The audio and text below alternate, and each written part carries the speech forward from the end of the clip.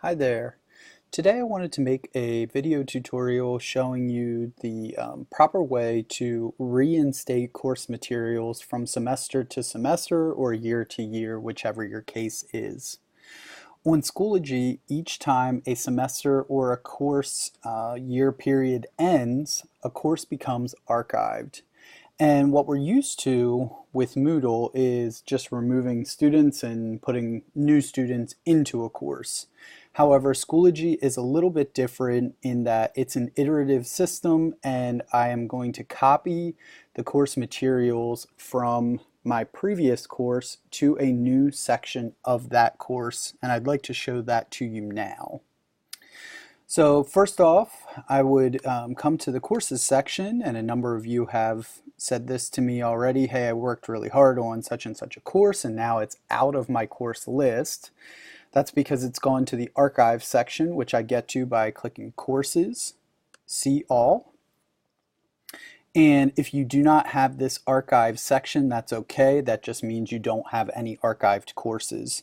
If you've worked on a course and the time period that you've selected for that course, let's say the 15-16 school year has ended, like it did this past year, all your courses that were for that period come to this archive section. You can see here this flex direct instruction was for 15-16 school year from 8/25/15 to 6/03/16.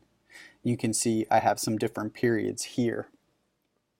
What the temptation to do is to come in here and edit this course and then just come down and change the grading period. I don't want you to do that, and here is why. Those courses become archived for the students also, so that they can go back and see their materials, as well as if they've placed any of the materials from that course into an e-portfolio that lives on Schoology, which grades 7 through 12 are beginning to roll out. Those materials that they've placed, once you take them out of the course because you've changed the grading period and you start removing students, then also no longer exist in those e-portfolios. And this work that the students have done to place those materials in the e-portfolio and show their progress in their learning journey is now gone. So what you should do instead is click the section over here on the left.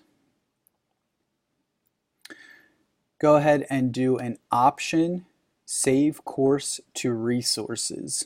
Once you save that course to resources, you'll see some options. Where do you want to put it? I'll put it in the home collection. If you have a folder that exists that you want to put it into, like I do here, you can choose one of those, or you can simply choose no folder and then hit submit.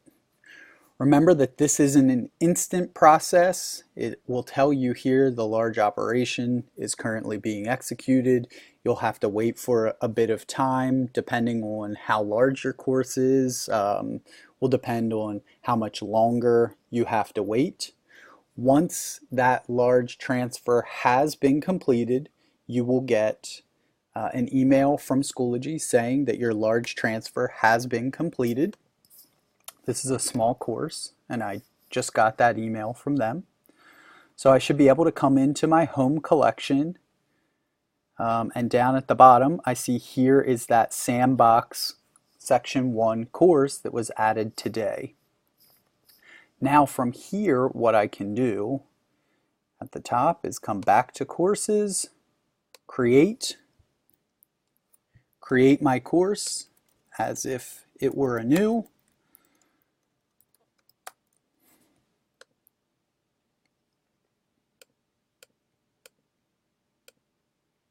Go ahead and pick a current period, which are down at the bottom.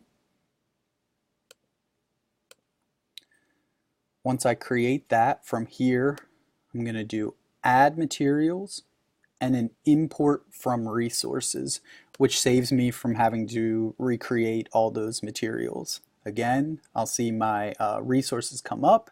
Here's my home section. Come down to the bottom where that sandbox is. And what I'd recommend is drilling into that folder And then there's a box here for selecting all those resources. You can also simply choose just one of those or a set that's in a folder. I'm going to choose all of them, import. Again, that's another large transfer. So once I've accepted that, I may see some folder containers show up. However, they may not be there live just yet, but don't worry, they will be.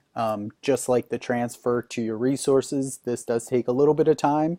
So about an equal amount of time to get it from the initial course to the resources and from the resources to your new course.